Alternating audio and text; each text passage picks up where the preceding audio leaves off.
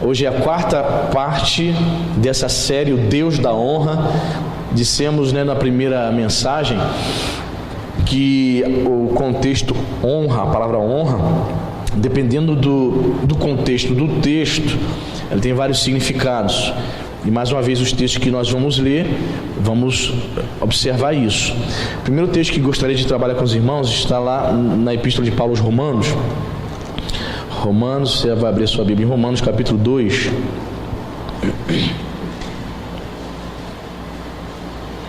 Romanos capítulo 2, verso 7.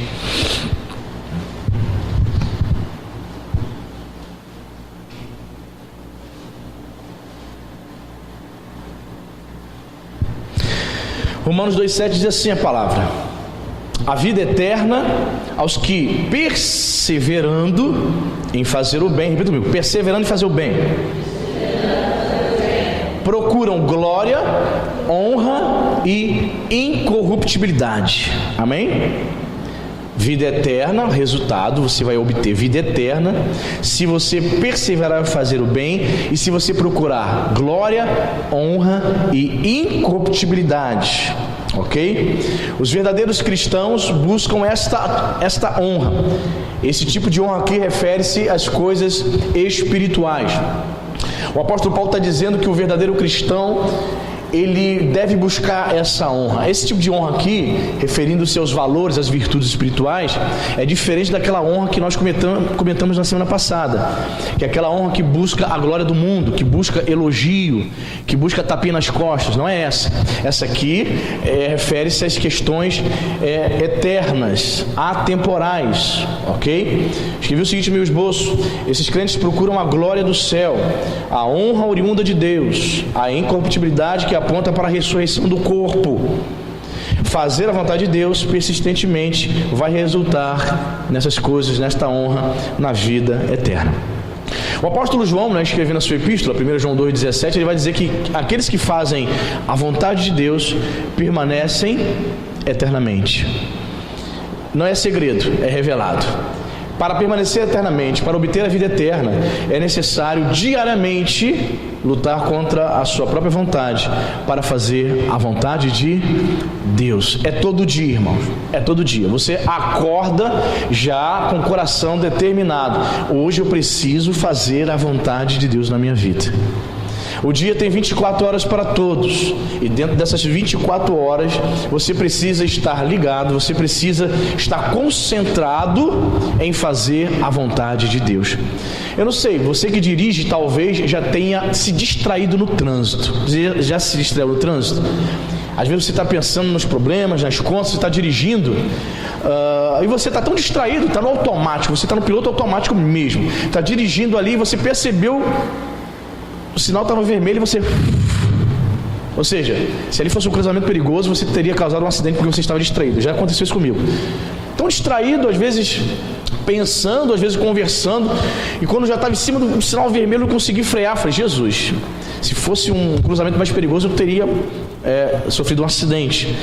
Ou seja, dirigindo você se distrai. Não deveria, porque uma distração no trânsito pode ser o quê? Fatal. Pois bem, irmãos, uma distração na vida espiritual, um escorrego na vida espiritual pode ser fatal. Satanás, em todos os momentos, ele vai tentar derrubar, enfraquecer o crente. Só que o grande perigo em uma dessas quedas, num desses tropeços, é o sujeito cair e não conseguir mais se levantar. A vontade de Deus. O apóstolo Paulo está dizendo aqui que nós precisamos perseverar em fazer o bem. Não é fácil fazer o bem. Há momentos que você quer ceder às suas vontades. Há momentos que você quer ceder à sua carne, que você quer fazer o mal. Por exemplo, se você me perguntar assim: pastor, se fosse feito um plebiscito para decidir no país se haveria pena de morte, o que o senhor votaria, pastor? O Anderson, o homem, ao olhar, por exemplo, um estuprador de bebês, eu diria que um sujeito desse não pode ficar preso. A pena de morte, uma injeção letal seria o indicado para ele. Uma injeção letal, em segundos ele ia falecer. Pena de morte, como faz nos Estados Unidos. O Anderson. Porém, eu fui chamado não para fazer a minha vontade. Eu votaria não à pena de morte num plebiscito se houvesse no Brasil. Por quê? Porque eu entendo que nós não temos esse poder de eliminar vidas. Eu quero entender que esse indivíduo, sim, sou a favor da prisão perpétua. Na prisão ele vai ficar lá preso, ele vai trabalhar, ele vai produzir, mas eu não entendo que ele deveria ser morto por conta desse crime de ontem. Mas o Anderson certamente teria muita vontade de ver um animal desse eliminado. O sujeito que matou uma família, que estuprou bebês, crianças, mulheres, que deu um tiro na cabeça de um adolescente após ter entregue o celular sem reagir. Percebe? Mas você e eu, irmãos, nós não fomos chamados para fazer a nossa vontade, mas a vontade de Deus, amém, irmão? Perseverando em fazer o bem, porque há momentos que você não quer perseverar em fazer o bem. Haverá momentos, sim senhor, que a tua natureza caída vai tentar falar mais alto. Por isso Paulo está dizendo, vocês precisam perseverar, tem que haver uma continuidade, tem que desejar fazer o bem. Todos nós sabemos que amar o próximo não é um sentimento, é uma atitude. Você sabe disso? Ame o próximo. Camarada zoa com você, zomba da tua família, tira a onda contigo, a vontade de você ter é pranchar ele, deixar toda a sua carnalidade aflorar, não é isso? A vontade que você tem? Só que você não foi chamado para isso. Você foi chamado para perseverar, para vigiar, para não se desconectar das coisas de Deus, amém, irmão? Como eu falei aqui, uma distração no trânsito pode ser fatal. Uma distração na vida espiritual pode ser fatal. Portanto, perseverem em fazer o bem. Amém, queridos? Esteja ligado com Deus, fazendo a vontade dele eternamente. Aleluia. Outro texto interessante também está em Romanos. Você vai caminhar mais um pouco. Romanos capítulo 12. Versículo 10.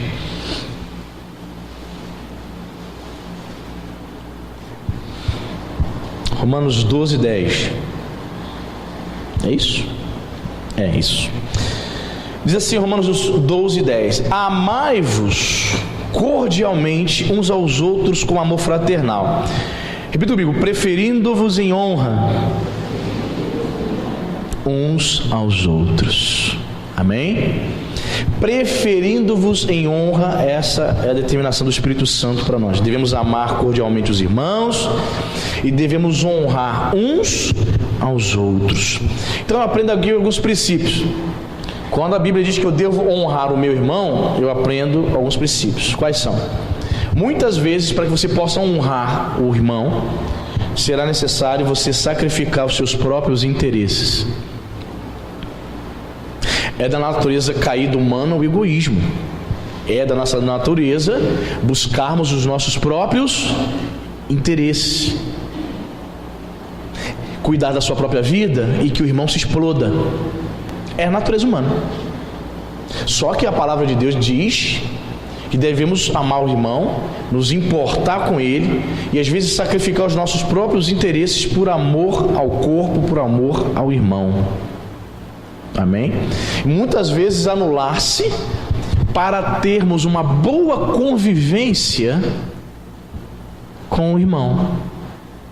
Você obviamente não é obrigado a ter afinidade com todo mundo, perfeito?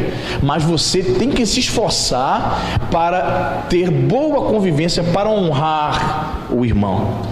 E às vezes você está honrando o irmão, mesmo sabendo que ele é problemático, é uma pessoa problemática, mas você se esforça num esforço incrível, só Jesus sabe, para você chegar até ele, dar um abraço nele, um beijo nele e dizer bom dia, paz do Senhor, graça e paz. Para muitas pessoas isso aí é tranquilo, sim ou não? Mas existem pessoas tão problemáticas que Deus está tratando ainda, sim ou não? Deus está fazendo uma grande obra e Ele é especialista em fazer isso, que só você, Deus, sabe como é chegar até aquela pessoa, se aproximar dela, abraçá-la, cumprimentá-la, procurar ter afinidade com ela. Só você e Deus sabe. eu vejo isso, um indivíduo que está sacrificando seus próprios interesses egoístas para poder honrar o irmão. Honrai-vos uns aos outros, irmãos. Devemos ter consideração, sim, uns pelos outros. O que é honrar uns aos outros? É reconhecer, elogiar a realização do próximo, do irmão. Tem gente que tem muita dificuldade de elogiar o outro. Para ela é o fim do mundo, é um absurdo.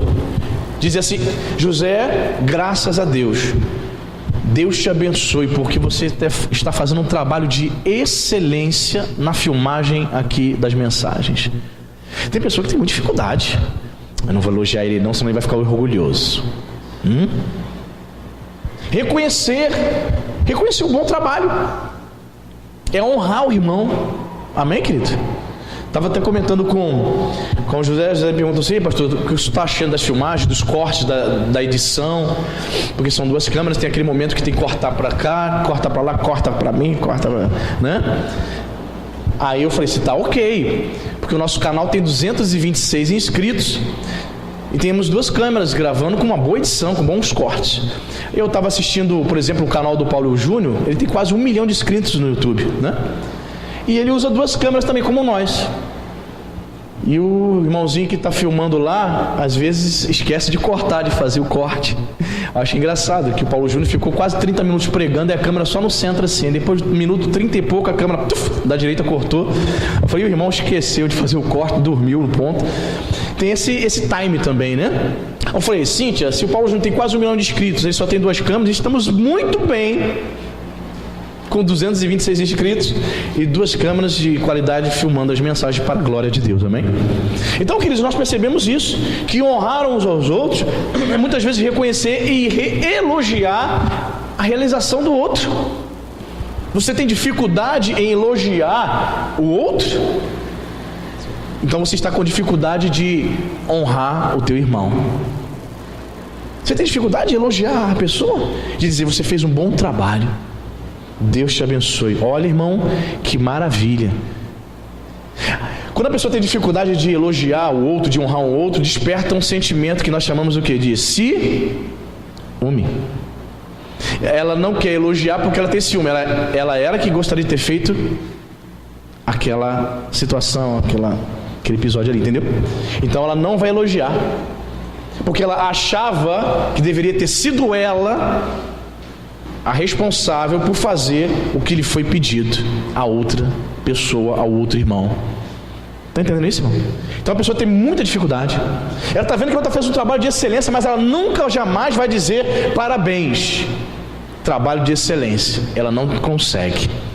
Mas aí, como eu disse, em relação a amar os irmãos com amor fraternal e de honrá-lo, não é um sentimento. Não é quando você sentir vontade. A Bíblia está dizendo que você tem que fazer, é uma ordem. Está no imperativo. E de pregar o evangelho, está no imperativo, é uma ordem. E em um momento Jesus disse assim para os apóstolos: quando vocês se sentirem vontade, vocês saem para evangelizar, ok? Quando vocês estiverem de boa maré, saiam somente no verão, porque no inverno está chovendo, está fazendo frio, aí cai aquele sereno da Lagoa de Araroma, então você não precisa ir. É isso, irmão? É uma ordem. Determinadas mensagens, palavras de Deus aqui, não é quando você está afim, não, é uma ordem, tem que fazer, quer você queira ou não. É aí que você vê o coração do crente submisso, que continua perseverando em fazer o bem, ok?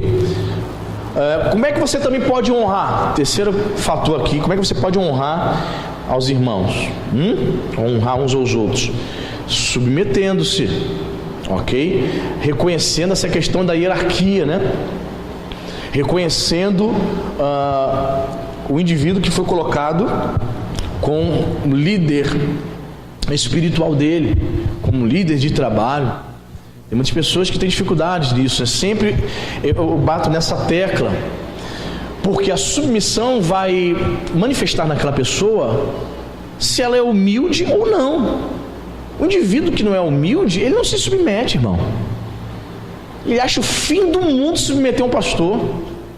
Ele vai dizer assim: meu pastor é Jesus. Tu já viu que ele falando isso? Meu pastor é Jesus. Eu não obedeço a homens. Mas quando o indivíduo faz essa declaração, eu não obedeço a homens, está nas entrelinhas, está dizendo, eu não sou submisso, eu não honro liderança. Então ele desconhece um princípio espiritual fundamental. Antes de Josué se tornar um grande general, sucedendo a Moisés, a Bíblia descreve Josué assim: então Josué, filho de Nun, servo de Moisés, fazia isso. Antes dele se tornar um líder da nação israelita, Josué foi servo de Moisés. Submeteu a autoridade de Moisés em todo o tempo. No episódio que Miriam e Arão começam a falar mal de Moisés, se rebelam contra Moisés, e que Miriam fica leprosa, você sabe por que ali, o que aconteceu? Você lembra? Moisés contraiu matrimônio com uma mulher não israelita. Falhou, errou? Moisés errou. Era um homem de Deus, mas errou. E ali, Miriam, ela cresceu. Olha, Deus fala com ele, vai falar comigo, sua irmã mais velha, eu, hein? Mas você não vê em nenhum momento Josué em conivência com a rebelião de Miriam e Arão. Tu não vê em nenhum momento Josué dizendo, é isso mesmo, vamos embora, vamos acabar com esse Moisés. Estava me submetendo a ele, mas ele errou, ele falhou, vamos lá. Não, ele continuou fiel à liderança de Moisés. E você conhece a história, Deus tratou com Miriam e com Arão e ainda disse para eles, ó, eu, não é vocês, são vocês, eu é que trato com Moisés. Moisés não era mau caráter, Moisés não era um sem vergonha. Moisés era um homem que falhou na jornada, assim como os demais patriarcas, os demais líderes que Deus levantou durante a história. Você entende isso, irmão? Então você demonstra que está honrando o irmão, honrando a liderança, quando você se submete. Amém? É interessante, eu estava pesquisando esse termo aqui no original grego, e o termo no original, ele sugere sair na frente, ou seja, tomar a iniciativa, não esperando ser honrado primeiro. Olha que interessante, muito legal. Quando você começa a fazer esse tipo de exercício de exegese, de hermenêutica, indo para o original grego, você descobre algumas coisas interessantes. O termo está dizendo aqui que você é que tem que tomar a iniciativa de honrar o outro.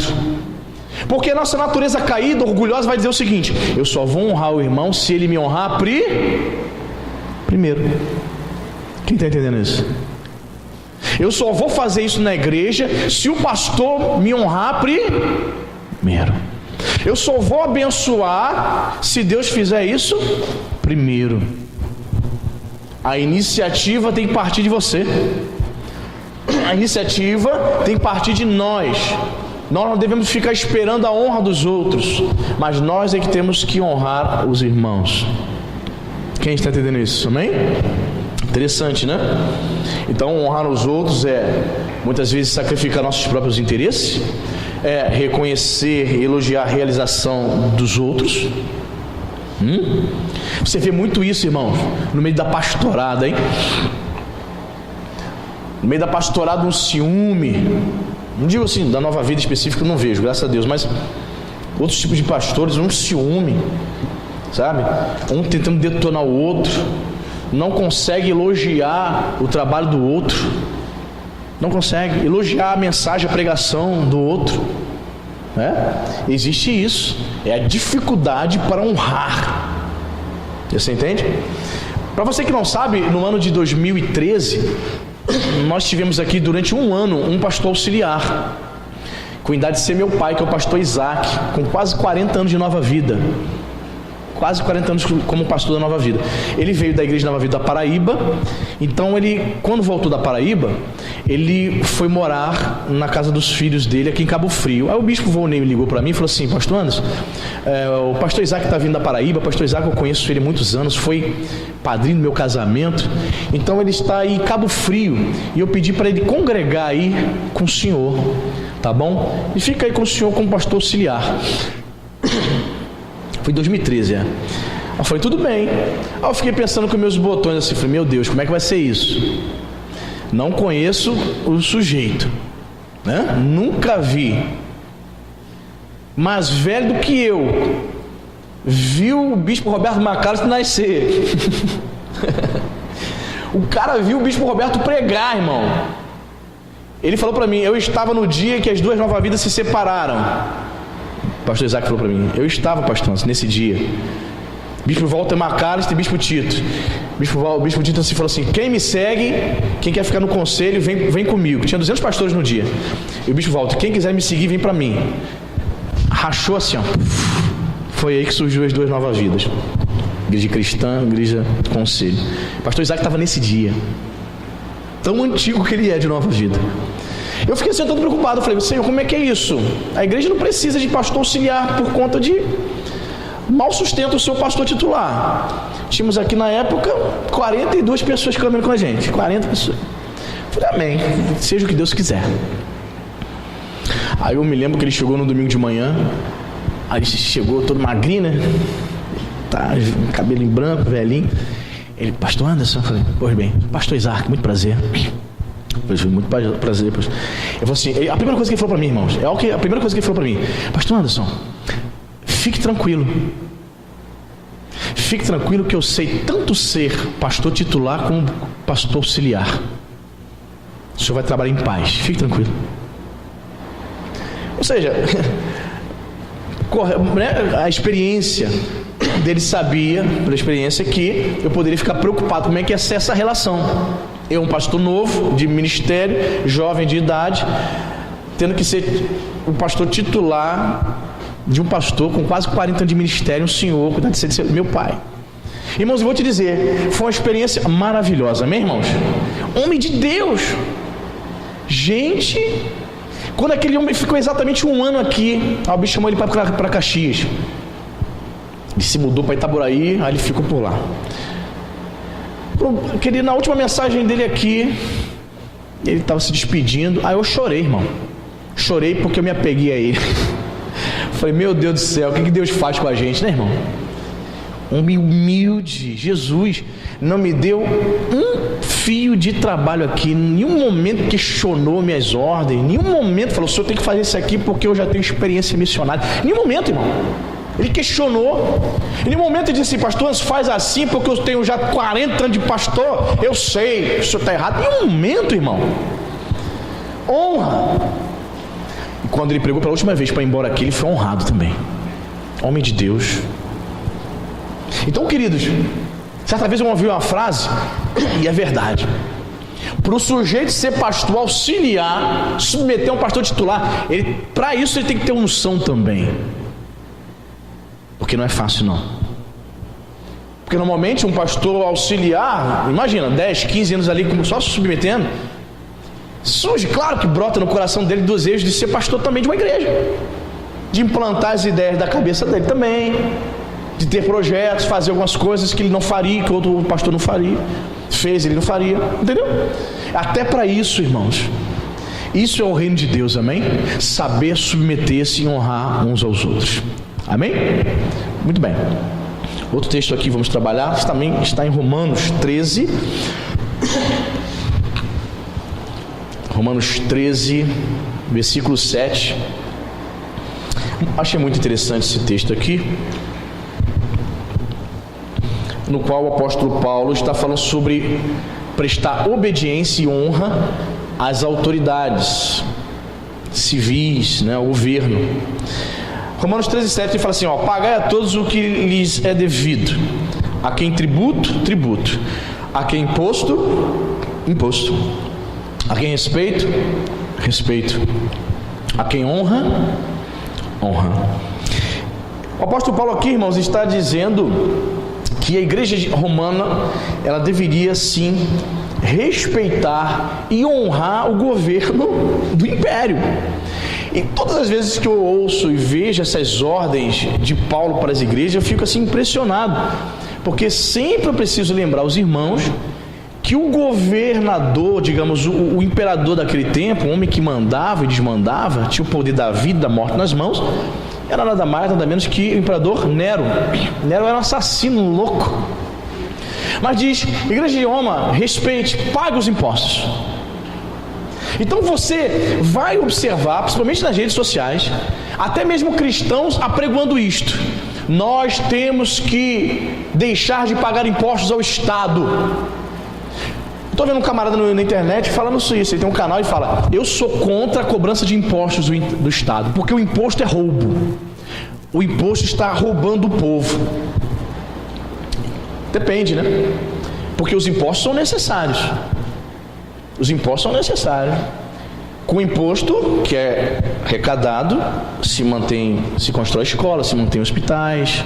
É óbvio, né? Você está fazendo uma comparação com a máquina pública brasileira inchada, no qual arrecada uma taxa tributária absurda. Mas se você analisar países que arrecadam o justo e dá um retorno justo para a sua população, por exemplo, como os Estados Unidos, ok, como o Canadá, como a Austrália, ok. Então, os impostos são necessários. E aí, achamos injusto, por exemplo, a carga tributária brasileira. Aí você, crente, vai para a Bíblia e a Bíblia diz que você tem que pagar imposto, que você tem que prestar honra ao governo, às autoridades constituídas, às autoridades governamentais, ao governo quanto à instituição. E aí? Você vai se rebelar? Você vai se transformar num crente esquerdista, revolucionário? Eu não vou pagar imposto. Eu não vou honrar o funcionalismo público. É isso, irmão? Ainda que eu também acho a carga tributária brasileira injusta, temos que pagar os impostos. Perfeito? Quando você tem direito à isenção de imposto, por exemplo, a igreja tem direito à isenção do ICMS na conta de luz. E eu estou nessa peleja para pedir a isenção. Não consegui ainda. Por quê? Porque o proprietário daqui não encontrou a escritura do imóvel. Estou cobrando ele há meses. Aí ele fala para mim: pastor, estou procurando. Eu falei: espero que encontre, irmão. Ele mudou de casa. Imagine você tentar encontrar um documento, uma mudança. Eu falei: estou aguardando. Porque a igreja tem direito de isenção de imposto. Mas se não houvesse este benefício para a igreja, tem que pagar, irmão. É bíblico, tem que pagar. O crente tem que pagar os seus impostos. A quem honra, honra. Você já chegou em alguma repartição pública, lá no PAN, no UPA, na recepção, e está escrito assim: desrespeitar funcionário público pega cadeia. É o que? 6 meses a 3 anos, né? Não desrespeite. A Bíblia está dizendo que essas pessoas precisam ser honradas. E aí? Você é crente, então essa palavra tem que ser verdadeira na tua vida, na minha vida, ou não? Porque o crente muitas vezes chega cheio de autoridade, culpa o mau funcionamento da engrenagem, culpa o indivíduo que está ali trabalhando como você, é trabalhador como você. Aí às vezes você perde a linha, as estribeiras, e começa a humilhar o funcionário público. Essas pessoas precisam ser honradas, irmão. Ela não tem nada a ver com os nossos problemas. Ela também está trabalhando ali. E infelizmente muitas vezes ela não tem uma proteção por trás do Estado. Deixa ela trabalhar ali. O médico, o técnico de enfermagem que vai trabalhar sem gases, sem os produtos necessários para atender uma pessoa. O apóstolo Paulo está dizendo que nós devemos honrar as autoridades quanto à instituição, ao governo. Sinceramente, eu não consigo enxergar o apóstolo Paulo, se ele vivesse nos dias de hoje, convocando irmãos e dizendo: fora Temer. Você consegue imaginar o apóstolo Paulo dizendo isso? Fora Nero. Você consegue imaginar o apóstolo Paulo em Roma dizendo para a igreja de Roma: vamos fazer uma passeata aí, hashtag Nero não. Você consegue? Você imagina isso, irmão? Nem eu. Pelo contrário, honre, dá honra. Escrevendo a Timóteo vai dizer: orem pelo rei, ore por ele. Então é muito fácil para nós crentes só falar mal do Temer. Difícil é nós orarmos por ele, não é verdade? Ah, pastor, mas ele não merece oração, não. Como assim? Jesus disse: orai pelos vossos inimigos. Ainda que o governo deles seja um inimigo seu, ainda que você considere o governo do nosso presidente um vilão na sua vida, ainda assim nós devemos orar pelos nossos inimigos, como disse Jesus. Amém, irmão? Então nós temos esse costume, essa mania ridícula de nos juntarmos aos ímpios cegos para detonar o governo. para chegar numa repartição pública ou tentar humilhar a pessoa que está nos atendendo ali, na recepção, seja numa clínica, no PAN, no UPA da vida, não importa. A Bíblia nos ensina, irmãos, a respeitarmos as autoridades. Pagar a todos o que lhe é devido, tributo é imposto, irmão. A quem imposto, a quem respeito, a quem honra. Então, quando você chegar lá numa repartição pública, não cresça em cima daquela senhorinha que está atendendo ali, entendeu? Está demorando muito.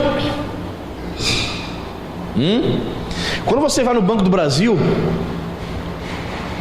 você não é atendido em menos de 2 horas, irmão. Já percebeu isso? Marca no relógio. Para pagar uma conta, para fazer qualquer coisa simples, você pega a senha, leva um livro, irmão, leva um livro, leva seu celular, que é 2 horas no mínimo. Meu Deus do céu, é impressionante. Então você chega se bufando, e os caixas atendendo lentamente, são concursados, te atendem lentamente. Muitas vezes você já chega ali querendo falar poucas e boas para os funcionários do Banco do Brasil, da Caixa, do UPA, funcionário público em geral, né? Só que você tem que se lembrar disso aqui: respeito, honra a essas pessoas. Amém, queridos? Em nome de Jesus. Muito bem, continuando falando sobre honra, descobri um texto aqui muito interessante, 1 Coríntios capítulo 12.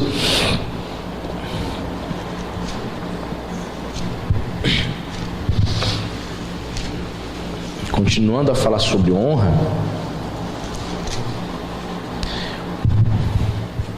Primeiros Coríntios capítulo 12, vamos ler os versículos 22 e 23. Paulo diz assim, ó, falando, é o capítulo que ele fala sobre os dons espirituais, a unidade da igreja. Ele diz o seguinte: pelo contrário, os membros do corpo que parecem ser mais fracos são necessários. Olha o que vai dizer, irmãos: e os que nos parecem menos dignos no corpo, a estes damos muito maior honra. Também os que em nós não são decorosos, revestimos de especial honra. Eu assim fiquei analisando esse texto aqui. O apóstolo Paulo está fazendo uma analogia, né, uma comparação do corpo humano, vai vendo, do corpo humano com o corpo igreja. A igreja é chamada de corpo e cada crente individualmente é chamado o quê? De membro. Só uma correção, eu vejo algumas pessoas dizendo assim: eu sou membra. Você, irmã, diz assim: eu sou membra lá da Nova Vida. Essa palavra está errada, tá, gente? Eu sou membro, mesmo você sendo mulher, mesmo feminino, o correto é dizer eu sou membro da Igreja Nova Vida. Não existe a palavra membra, ok? Só para você aprender a falar o correto. Muito bem. Algo que ele diz assim, ele diz no versículo 23: os que nos parecem menos dignos no corpo, a estes damos muito maior honra. Está falando de membros, de partes do corpo humano, que não seriam dignos. Aí o restante do versículo vai nos explicar mais. Diz assim: também os que em nós, os membros que em nós não são decorosos. O que é uma coisa não decorosa? Ou melhor, o que é uma coisa indecorosa? Indecoroso é o mesmo que indecente. O que o apóstolo Paulo está explicando aqui, irmão? Ele está dizendo que no corpo humano existem membros, né, que se forem expostos é indecência. O que o apóstolo Paulo está nos ensinando? Ele está falando aqui a respeito dos órgãos sexuais. Ele está dizendo: esses órgãos são importantes no corpo, sim ou não? Sim, corpo humano. São importantes? O órgão sexual feminino e masculino? Não são? Mas ele vai dizer, eles não podem ser expostos publicamente. São não decorosos, ou seja, são indecorosos, seriam indecência. Aí ele diz assim: também os que em nós não são decorosos, o que nós fazemos com esses órgãos, com essas partes do nosso corpo que são consideradas indecências se forem mostradas? O que nós fazemos? Nós revestimos de especial honra. Eu achei muito interessante isso aqui. Muito interessante. Ele diz: Assim como no corpo humano existem membros, órgãos, que não podem ser mostrados publicamente porque não são decorosos, seriam indecência, ok? Nós revestimos esses órgãos com especial honra, nós cobrimos. O que ele está dizendo? Assim também na igreja, alguns membros do corpo, agora que falando igreja, eles não aparecem. Os órgãos sexuais masculinos e femininos no corpo humano, eles não podem aparecer, porque Paulo fala o quê? Que é indecoroso, é indecente. Mas eles são menos importantes? Não. Eles não têm a devida atenção? Você não vai ao médico por conta deles? Pelo contrário, você tem toda a atenção, principalmente as mulheres, e não os ginecologistas, sim ou não? Interessante, né? Paulo está dizendo que ainda que existam crentes, membros menos fracos ou que não aparecem, é isso que ele está dizendo. Não porque são indecentes. A analogia que ele faz é legal, mas ela não é uma analogia completa, né? Porque o crente que menos aparece no corpo não é porque ele é indecente, mas ele fez essa analogia só se referindo ao fato de não aparecer publicamente. Então o que eu quero dizer com isso, irmãos? Há pessoas que acham que elas só serão importantes na igreja se ela aparecer no altar, se ela cantar, se ela tocar, se ela pregar. Não, queridos. Todos nós temos importante função no corpo, amém? Você catou um papel no lixo ali, bênção de Deus, você tem importância. Você deu uma aula ali para uma criança, é fundamental, de suma importância no corpo, aquela aula que você deu para uma criança. Mas qual é a tentação? Qual é a inclinação nossa? Dizer assim: Cíntia, tem quantas crianças aí? Só tem uma criança. Ou, se tiver muitas: Cíntia, tem quantas crianças? 15. Ai, vai me matar essas 15. Não vou conseguir controlar. Temos essa inclinação.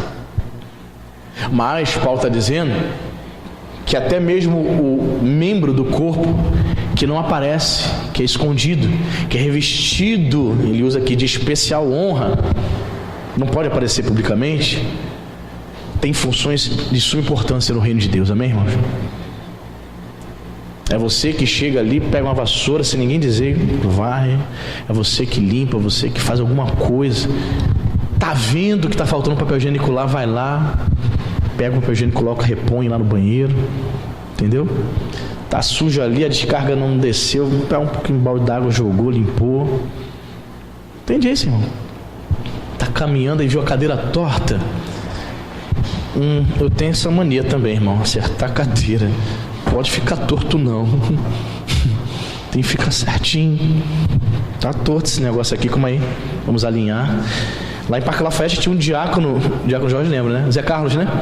Zé Carlos colocava uma linha para alinhar, literalmente, botava uma linha, media para ficar certinho. Maravilha. Aí teve uma época que o bispo não gostava, como aqui, qualquer igreja, né? As pessoas sentam, ou elas vão sentando, vai chegando, vai sentando de trás para o meio, ou do meio para trás. Ninguém quer sentar aqui na frente, acho que tem medo, pastor, não sei. Aí não se senta na frente. Aí teve uma época que o bispo ficou meio que indignado, queria que todo mundo sentasse para frente. Ele falava: gente, sai de trás, preenche aqui os lugares, aqui na frente primeiro. O diácono já lembra disso, o Fábio também. Que o bispo falou assim, deu uma ordem para os diáconos: vamos aqui embarrear a entrada dessas cadeiras. O bispo botou, né, uma linha, não foi? Botou uma linha, as pessoas chegavam para sentar. O que ela tinha que fazer? Olha, eu vi muita gente assim, os irmãozinhos me botando para sentar lá na frente, hein? Achei impressionante. Não quer sentar na frente, né? Mas por quê? Depois você me explica por quê. Você faz um relatório, uma cartinha, um tratado teológico provando na Bíblia por que você só senta atrás. Depois você me conta. Porque raramente, né? Muito raro alguém dizer assim: eu gosto de sentar só na frente. Muito difícil. A gente tem medo, né, do pastor no meio da pregação fazer alguma pergunta para ela, né? Ela ficar... Você entende, querido? Todos nós temos importante função, ainda que seja para alinhar a cadeira, meu irmão. Não está aparecendo. Mas não aparece, pastor. A pessoa que trabalha na geração vida não aparece, mas você não sabe a importância que você tem. Amém, querido? Eu acho que às vezes é melhor não aparecer, né? Às vezes é melhor nem aparecer. Esses são muito honrados pelo Senhor, amém? Ok? Então aprendemos aqui com o apóstolo Paulo. Eu achei muito interessante essa analogia que ele faz, de comparar esses membros da igreja que não aparecem com os membros, os órgãos do corpo humano que seriam indecorosos se não fossem revestidos, se não fossem cobertos. Bacana, né, irmãos? A palavra de Deus a gente vai aprendendo sempre, né? Glória a Deus. E outro texto aqui, muito importante, texto de Paulo também, 1 Tessalonicenses 4:4, no qual a palavra honra aparece. 1 Tessalonicenses capítulo 4, versículo 4, que é um texto que não pode deixar de ser pregado, não pode ser esquecido. 1 Tessalonicenses 4:4, você achou?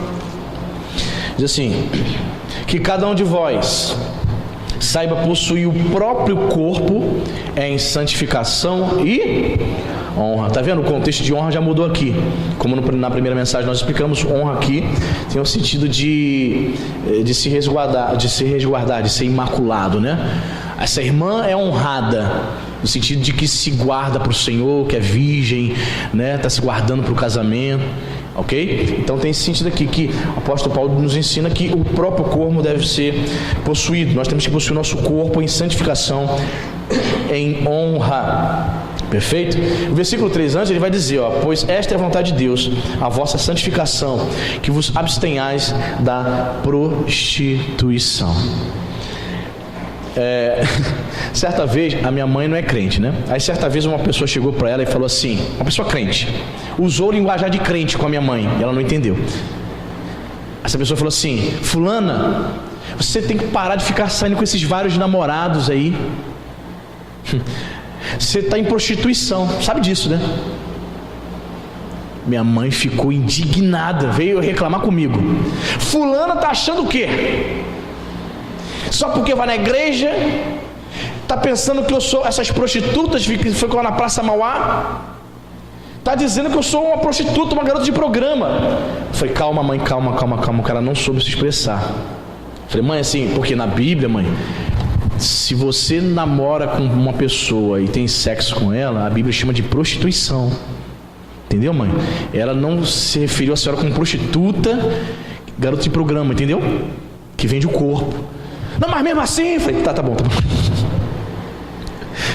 Calma, tenha calma. Prostituição aqui, vocês não se abster da prostituição. Prostituição aqui, o grego é porneia, né? O grego porneia. Daí vem a palavra pornografia. Porneia no sentido de tudo que se refere à imoralidade sexual. O apóstolo Paulo não está se limitando apenas a pessoas que fazem sexo entre namorados ou entre noivos. Não, antes do casamento. Tudo que se refere à imoralidade. Por exemplo, um filme. Vou assistir 50 Tons de Cinza. Não tem nada a ver, tá? Imoralidade, mano. Vou ler um livro, pastor, de romances picantes. Livro erótico. Não tem figura nem nada, é só uma história. Vai com certeza mexer com sua mente, vai te levar ao pecado. Isso também é prostituição, porneia. Tudo que se refere à imoralidade. Você vai assistir uma peça teatral onde a prostituição, a imoralidade está em voga. Isso que nós temos que nos abstermos. Havia um tempo, estavam lá no Rio, as pessoas andando, não sei quantos se lembram, com blusas, camarada botando assim: eu sou prostituto. Eu via homens usando essa blusa, não mulheres. Eu sou prostituto. O que ele estava dizendo assim? Ele estava dizendo que saía com várias meninas. Para o mundo é orgulho ser prostituto, mas para os crentes, aqueles que nasceram de novo, Paulo está dizendo que precisa se abster dessas coisas e que nós temos que possuir o nosso próprio corpo em santificação e honra. Então, quando eu me guardo para o casamento, estou honrando o meu corpo, amém, irmão? Quando eu fujo da imoralidade, porque ela está patente, sim ou não? Está patente. Para os homens, que a questão do olhar é tremendo, uma mulher andando na rua com um shortinho 4 dedos, para ele é o fim do mundo. Você está entendendo? Para o homem, para a mulher não. Para a mulher não. Alguns homens irem à praia é problemático. Para a mulher não. Para algumas mulheres não. Mas para muitos homens é problemático. Vai despertar a libido. Desperta a libido dele. Aí ele vai imaginar coisas, vai levar a mente para a imoralidade. Então cada um de vós sabe possuir o próprio corpo em santificação. Olha como a Bíblia Viva traduziu esse versículo. Diz assim: cada um de vós saiba controlar o seu próprio corpo. Controle o teu corpo. Ou seja, não atente, não ceda à sua paixão, sua vontade carnal. Para as irmãs que vieram do divórcio, você que veio de casamento, muitos anos, uma vida de casado, uma vida sexual ativa, e do nada corta isso. Complicado? É, mas tem que buscar o Espírito Santo para saber controlar o corpo. Amém? Muitos jovens tinham vida sexual ativa no mundo, aí se converte com 25, 26 anos, cansado de sair com um monte de mulheres. Muitos homens, aí com 27, 28, 30 anos se converte, do nada começa a ficar meses em abstinência sexual, não está casado, não tem nada com ninguém. É difícil pra caramba, mas não é impossível saber controlar o corpo. Amém? Isso é honra. Guardar o seu corpo, controlar o corpo, consagrando ao Senhor, isso é honra. Amém, queridos? E nossa natureza carnal não quer isso. A nossa natureza carnal quer que você se entregue em pureza. Mesmo casado, Satanás quer que nós nos entreguemos à impureza, porque o fato de sermos casados não significa que nós não somos tentados. Isso é uma ingenuidade da irmã, achar que seu marido é crente e ele não é tentado nunca mais. Ele morreu? Está morto?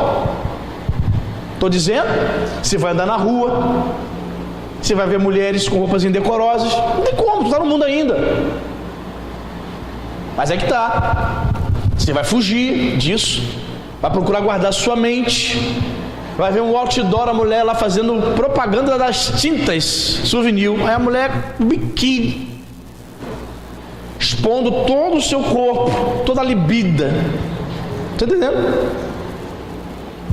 Aí nós homens vemos essas coisas. E aí? Você está dirigindo e vê aquele outdoor, aquela mulher. Jesus, o que é isso? Tem misericórdia. Aí temos que controlar, temos que lutar, temos que preencher a mente com as coisas de Deus. Você está entendendo, meu irmão? Cada um de vós sabe possuir o próprio corpo em santificação e honra. Vivemos um tempo difícil. Eu estava lendo um livro dizendo que nos Estados Unidos uma média de 60%, 70% dos jovens dentro da igreja já fizeram sexo. Olha só. Isso demonstra que a maioria dos jovens cristãos não estão levando a sério essa palavra. É raro. Raríssimo. Eu casei com 19 anos, Cintia tinha 22. Nós dois éramos virgens. Converti com 15, ela com 16. Perfeito? Aí eu me lembro que eu estava estudando à noite, já casado, fui terminar os estudos de noite. Aí uma jovem que sentava do meu lado, evangelizando ela e tal, ela foi mãe com 15 anos e acho que na época ela tinha 20, já tinha 2 filhos, de maridos diferentes. E um dos maridos do filho dela estava na cadeia. Jesus Cristo. Aí eu evangelizando, falando de Jesus para ela, chegou um momento que eu falei assim: olha, eu casei com 19 anos virgem, minha esposa 22, estava na igreja, servindo ao Senhor. Irmãos, assim, você tinha que ver a cara que ela fez. Ela fez, era o quê? 19 anos virgem? 22 é como se ela tivesse dito pra mim assim: poxa, eu perdi com 12, 13, mano. Você dizendo um negócio desse pra mim, é o fim do mundo. Ela, 19 anos, 22, virgem. Eu falei: sim, parece piada, brincadeira, mas tem sim pessoas que são fiéis nesse nível. Então essa é a palavra de Deus para a juventude evangélica brasileira, na qual de 10 casais, 6, 7 já fizeram sexo ou estão fazendo. Manter-se fiéis ao Senhor, honrar os nossos corpos, nos guardando para o Senhor. Amém, queridos? Isso é importante, fundamental, né? O bispo Vonei dizia o seguinte: você está namorando? Ele falou: evite situações para você não cair. Vai namorar sozinho na casa da tua sogra, da tua mãe? Vai ficar namorando no escurinho? Não tem condições. Então procura namorar em lugares iluminados, na presença de sogro, da sogra. Bota o cunhado mais novo, aquela malinha do teu lado, para ficar lhe atrapalhando realmente o namoro. Coloca. Ele vai tomar conta de você. Precisa nem dizer para Laís ficar, né, do lado da Letícia. Laís perturbando, legal. Laís, ó, do lado, marcando. O corpo pertence ao Senhor, amém, irmão? A Bíblia nos ensina que este corpo é templo do Espírito Santo. Por isso nós devemos honrá-lo. Por isso devemos nos santificar, separar para Deus. Outra coisa, para muitos jovens cristãos, uma das questões que muito complicado para os jovens, ele fica fraquinho, desanimadíssimo de vir na igreja, é porque ele se descobre através da masturbação. O que tem de jovem cristão desanimado, triste, porque está se masturbando? Ele não queria, mas ele está tomando banho ali, ele está mexendo no corpo, é natural, ele vai se masturbar. E o problema da masturbação é que geralmente ele não fica pensando na caixa de som enquanto está se masturbando. Ah, linda,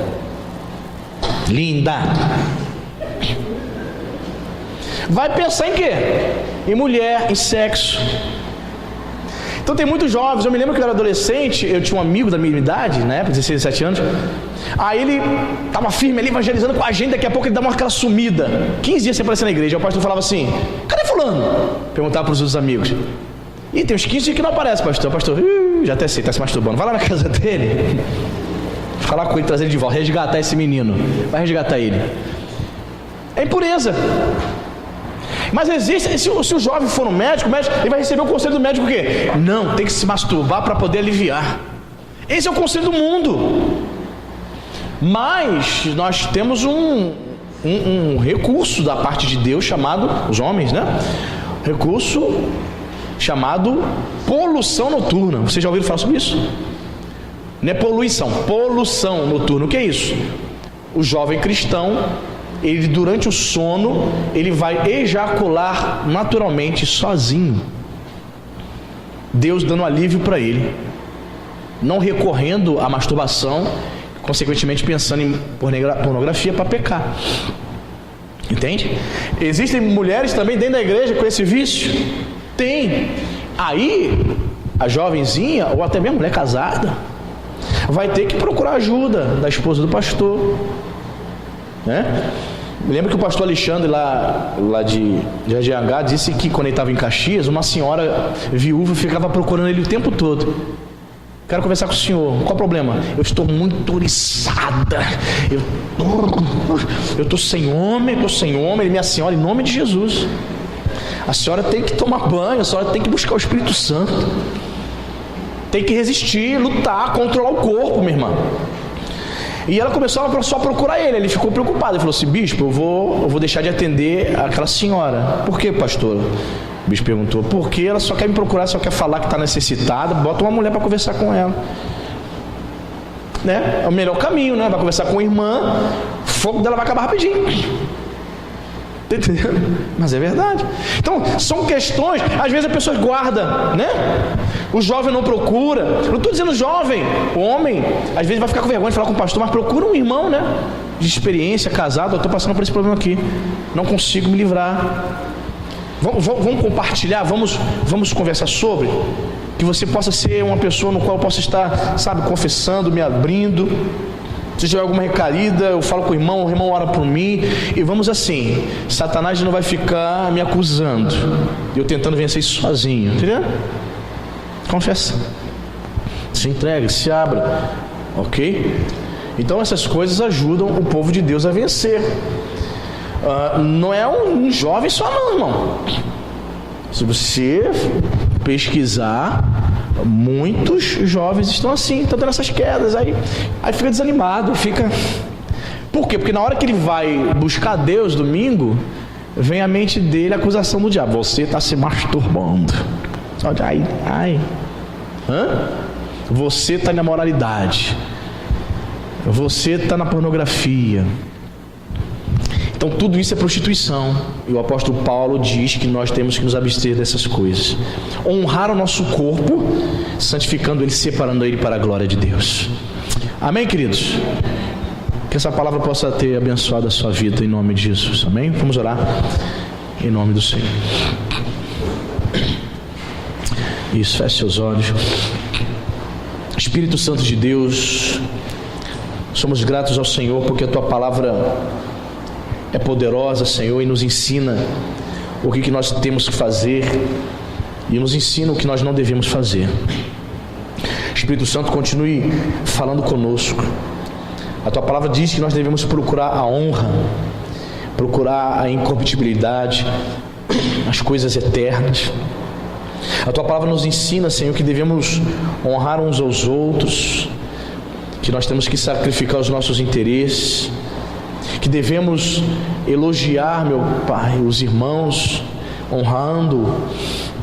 Senhor, se nós temos tido dificuldade quanto a isso, trata conosco em nome de Jesus. Senhor, se nós temos pecado, Senhor, se o nosso passatempo preferido tem sido falar mal das autoridades, tem sido desonrar, meu Pai, as autoridades constituídas, que nós possamos, em nome de Jesus, controlar nossa língua, Senhor. Foi teu servo Paulo que disse que nós devemos orar pelo rei. Foi teu servo Paulo que disse que devemos honrar por esses homens que, aos olhos humanos, eles não merecem sequer uma oração. São inimigos muitas vezes do povo. São pessoas que colocam em cargos pesados, oprimem o povo. Mas foi o Senhor mesmo que nos ensinou a orarmos pelos nossos inimigos. Que nós possamos adquirir esse novo hábito, Senhor, de honrar as autoridades, de honrar pelo rei, pelo presidente, pelo governante que muitas vezes não merece. Nos ensina, Senhor, porque temos a certeza que seremos abençoados. Espírito Santo, em nome de Jesus, que o Senhor possa levantar mais e mais, Senhor, membros aqui nesta igreja que muitas vezes não vai aparecer, mas que serão instrumentos do Senhor para abençoar, meu Pai, em outras áreas, outros departamentos, que serão, Pai, olhados e honrados por Ti, Senhor. Muitas vezes não será honrado pelo pastor, mas serão membros importantes, tão abençoados por Ti, Senhor, tão honrados pelo Senhor, que Ele mesmo perceberá isso, Senhor. Nos ajude, Senhor, porque o Senhor disse na Tua palavra que os membros mais fracos do corpo também são muito importantes. Senhor, talvez haja aqui, Senhor, algum membro que não se acha importante aqui nessa igreja, mas que o Teu Espírito Santo possa falar o coração dela, possa falar o coração dele e testificar, Senhor, o quanto ela é amada e o quanto ela é importante e honrada por Ti, Senhor. Em nome de Jesus, Pai, nos ajude, Senhor, a vivermos em santidade. Ajuda, Senhor, a cada um dos Teus filhos a honrar o seu corpo em santificação. Senhor, vivemos um tempo onde a imoralidade, Senhor, está exposta. Senhor, todos nós somos bombardeados diariamente com imoralidade. Meu Pai, as pessoas expõem seus corpos nas ruas, nos outdoors, na televisão. Senhor, muitas vezes, Senhor, são coisas que despertam, Senhor, a nossa natureza humana, os desejos, as paixões carnais.